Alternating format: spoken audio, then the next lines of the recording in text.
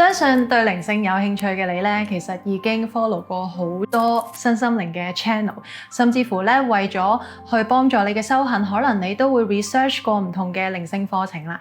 咁作為呢一個呢，已經花咗超過7位數字嘅我啦，我究竟中間學咁多嘢個心路歷程經歷咗啲咩，同埋有啲咩心得啦？記得呢，喺報讀任何課程之前呢，睇晒呢條片。歡迎嚟到 So Charming， 我係親密關係療癒師、靈性導師子瑜。如果你對親密關係、靈性覺醒、心靈成長有興趣，歡迎你追蹤我哋嘅頻道同埋 IG。Hello， 歡迎收睇 So Charming， 我係子瑜，我係小師弟。子瑜老師，我哋今日講啲咩啊？我哋今日要講好多人啱啱認識身心靈嘅時候咧，都會入過嘅坑啊！就係一大堆混亂嘅學習。OK， 不斷地揾嘢學。係啦，我覺得係因為咧，根據呢個九運嘅開始，身心靈崛起啦。咁有好多唔同嘅課程都有出現啦，工作坊啦嗰樣嘢。其實咧，同好多唔同嘅時代崛起一樣嘢嘅時候咧，都會紛紛咁好多人開始進入呢行啊，做呢個行業嘅。咁身心靈都唔例外啦嚇。咁所以咧，其實我好記得咧，當初我想去學身心靈嘅時候咧，我第一時間咧係有個煩惱㗎。其實我只係想學身心靈。點解咧？通街都係啲技術課程，究竟我點樣先可以有套完整啲嘅對身心靈嘅認知嘅學習咧？呢個係我最煩惱嘅一樣嘢嚟㗎。OK， 因為我都會幫子瑜老師去砌佢嘅履歷㗎嘛。咁我一睇，哇！原來老師乜都學過喎，即係真係有啲你估唔到嘅，即係紫微斗數啊，之前分享過嘅天使療癒啊，甚至我知道有啲課程係關於潛意識嘅轉化啊、催眠啊，跟住有啲甚至係其實係飛去台灣學啦，有啲課程係美國即係靈性學院引入過嚟嘅課程咧，真係乜都上過，真係係啦，所以我覺得美國老師我都學過。係啦，所以我覺得老師作為呢個花咗接近7位數字嘅人咧，最有權威去講呢樣嘢。OK。咁其實你上過咁多嘅堂咧，你自己有冇啲咩心得或者得着咁樣咧？起初嘅時候我都會同大眾咧好似嘅，因為咧冇乜概念啊對身心靈，咁就會對自己啲有興趣覺得得意嘅 topic 咧就會去學咯。咁當然就係當你踩咗落去之後，你會慢慢對靈性多咗一個認知啦。但係我覺得我到今時今日為止，我對靈性一個最廣泛嘅認知就係其實真係透過好多唔同嘅課程去整合翻嚟嘅認知嚟嘅。即係每一個課程佢個工具都好似每樣攞啲，每樣攞啲，但係又冇一個真係好完整講到成個觀念啊，俾你聽咁樣。因為我係嗰種咧，我唔會學到呢一樣嘢就完全信晒嗰樣嘢嘅人嚟嘅。OK， 即係初時學嘅時候都會帶住一種，我覺得係一種健康嘅質疑心。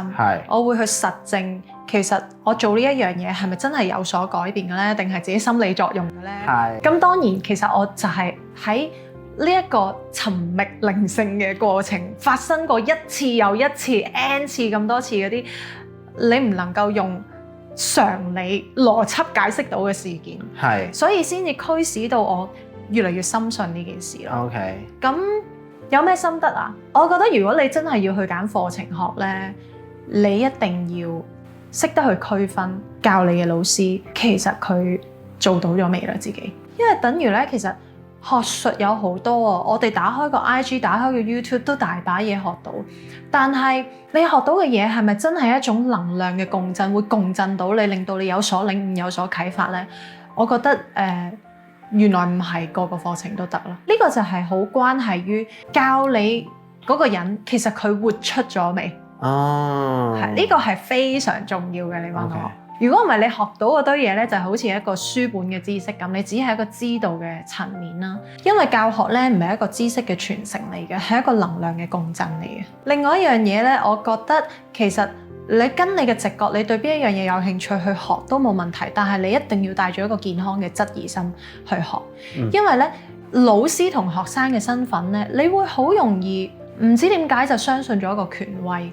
咁但係你自己都冇一個濾網去過濾呢啲嘢能唔能夠 work 喺我身上嘅呢一個濾網，你又變咗迷信咁樣完全去遵從咧，其實係會對你自己有危險咯。其實我覺得教學靈性咧，你即係信邊套都 OK 嘅，但係你要攞一套咧同你嘅價值觀最相似嘅，你最認可嘅嗰一套，係有實證嗰一套，咁就係最好咯。因為咧嗱，點解會有呢一個情況咧？你要知道而家身心靈嘅界別啊，即係會教到你嘅老師，其實佢哋係發生緊啲咩事？就係你會見到出邊有好多課堂，而呢啲課堂咧，可能你去讀1日、2日、3日、5日，咁你就會攞到一張 cert， 攞到一張可以幫人去療癒或者去教學嘅一張 cert。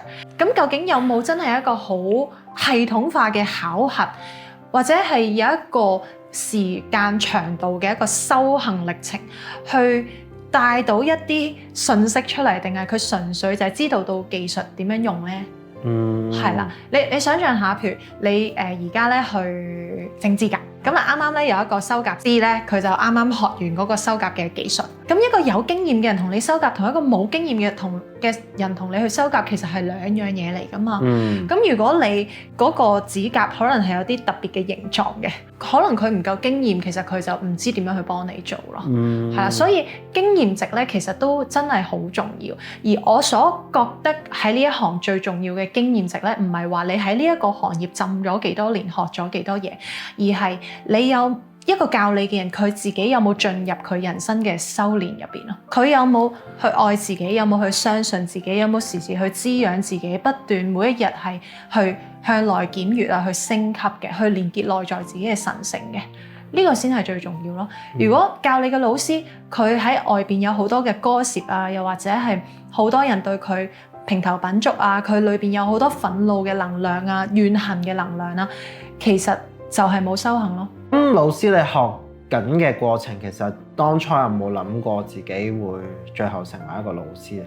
其實我開頭冇㗎，係啊，即係咧喺個療癒嘅過程咧，其實我淨係去諗，我想療癒好我自己，搞掂我嘅人生，係啦，即係嗰啲好水深火熱嘅問題，快啲 KO 咗佢先。OK，咁去到真係自己投入去修行、去療癒自己嘅時候，其實有一個好大嘅感恩同埋感觸，去發現哦，原來呢段嘅旅程咧係好有意義，令我有好深嘅觸動，亦都令到我記起咗好多其實我一直有嘅天賦，但係我從來都冇覺得嗰啲嘢係可以用嘅咯，可以幫到人嘅咯。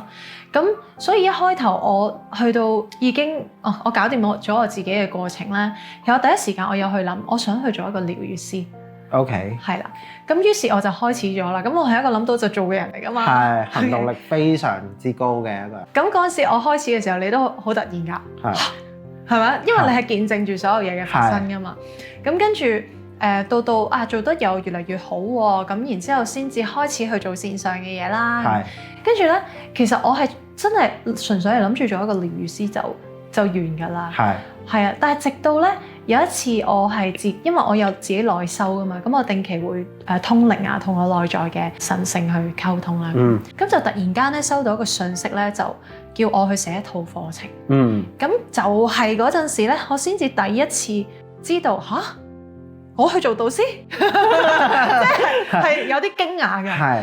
因為我不嬲都唔係一個中意一對多嘅人嚟嘅，我中意匿埋做自己嘢嘅人嚟嘅。係咁，所以當我收到呢個信息嘅時候咧，我係愕然嘅，係啦。咁我覺得咧，我嘅指導靈團隊咧，佢哋都好犀利，好了解我。嗰個課程咧，其實係由佢哋 lead 住我去寫咗個框架出嚟嘅。係我決定去教嗰個課程，咁就係心靈修行課程啦。咁呢個心靈修行嘅課程咧，其實咧一開始收到嘅信息就係佢話俾我聽咧，我要整合過往我所學習嘅嘢，亦都要做一個課程出嚟咧，係令到一般嘅靈性小白對靈性唔理解嘅人，可以由零開始一路整入合嗰個三觀啊，即係宇宙觀、世界觀、價值觀，然後讓靈性落地咁樣嘅。繼而咧再去培訓一啲有志願想去，即係好似我咁啊，想去影響其他人嘅療癒師咁樣。咁實在係太概念啦！呢件事嗰陣時通靈嘅時候，跟住咧點解我話呢個我指導靈團隊會好了解我？因為我係一個中意宏觀思維嘅。咁其實佢勁係勁咗啲咩咧？佢淨係 lead 我寫咗個課程框架啫，跟住就冇信息啦。係啊，然之後所有裏邊教嘅嘢都係我塞入去嗰個框架入邊，咁就係咁樣開始咗啦。我好記得咧，第一次去教呢個課程，即係第一班嘅時候咧，其實我係好搞笑嘅，就係有咗個框架咧，我嘅內在指引咧已經同我講，你去收得新㗎啦咁。嚇，乜都冇喎，入邊收咩新啊？呢個小小嘅秘密，好搞笑。咁但係好勁喎，其實第一班咧已經收咗10個學生啦，11個，我唔係太記得啦，11個。跟住咧，其實係每一屆收生比一屆嘅多，去到今時今日，我已經收緊第9屆嘅學生，去到啱啱最近琴日開班嗰一屆咧，已經係17個學生。對於一個唔係太中意一對多嘅我咧，佢係俾咗一個階段性我去適應呢個教學嘅過程，去適應呢一個量嘅消耗，即係我嘅能量嘅消耗，係啦。跟住咧就去到今年咧，已經係有好多嘅學生，我就係由嗰陣時開始先覺得好啦，咁做教學咯。咁就係教下先發現，原來我花呢個7位數字去學咧係有意義嘅。如果你係一個已經學好多課程嘅，我相信你學下咧，你會發現原來你學每一套嘅嘢都係同你講緊同一套嘅規律。你係冥冥中你會我知，係咯，之前都學過類似嘅嘢，但係你只不過係用一套唔同嘅學説、唔同嘅語言咧，去解讀咗同一套嘅宇宙嘅規律咯。係啦，咁慢慢做下，即係學下，我就開始整合咗自己嗰一套。可能我上過好多嘅課程，有一啲就係我覺得咧，佢嘅教法唔係咁適合我，或者唔係咁適合大眾。佢嘅 B 型，即係作為一個老師嘅 B 型，我覺得需要再進步一啲。跟住亦都有一啲咧，我好欣賞嘅模式。我覺得我學過嘅每一樣嘢，原來都真係有價值㗎。係啊，就係喺我教學嘅時候咧，我知道點樣先係最合適我同啲學生。同埋咧，我最終係教療癒師啊嘛。呢個我都從來冇諗過嘅呢一步。但係正正就係因為我學過咁多嘢，我見過咁多唔同嘅教學，我再去培訓一班療癒師，哪怕呢班療癒師咧係喺我嘅課程，喺我嘅療癒中心去做療癒師，定係佢哋自己要出去成為療癒師咧，我都會俾到好多經驗佢哋。無論係你應該點樣去揾到屬於你嘅客群啦，屬於你嘅一個模式啦，或者適合你教嘅類型係咩類型啦，其實我都會俾到好多嘅意見。如果你想揾課程，聽完呢條片你去揀下啦。如果你對我呢個課程有興趣，但係你期望咧係一個快閃嘅課程咧，咁你可以唔使嚟揾我去報讀啦。因為呢個唔係一個短嘅課程嚟嘅，係需要一個時間俾能量有一個 period 喺你身上工作，需要一個時間俾你去落實。講到明係一個修行嘅課程，佢一定唔係一個短嘅課程。淨係上我嘅 Level 1其實都已經要上3個月啦，上埋 Level 2咧已經係半年嘅事啦。係啊，療癒師嘅 training 仲更加長啊，都半年嘅事嚟㗎啦。咁所以如果你 look for 一啲短嘅 workshop，咁我嘅課程唔適合你咯。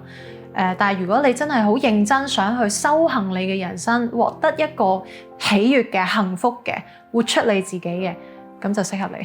咁我哋咧其實 So Charming 啦，今年都有一個非常好嘅消息啦，因為我哋嘅心靈修行課程咧已經正式咧俾美國 IAPC 呢一個協會咧去認證成為一個專業嘅特色課程啦。咁如果有興趣知咧，大家可以去佢哋嘅官網啦，咁你會知道佢哋嘅資歷架構啦。咁老師咧，子瑜老師都成為咗咧呢一個課程終身成就級嘅講師嘅資格㗎啦，係啦。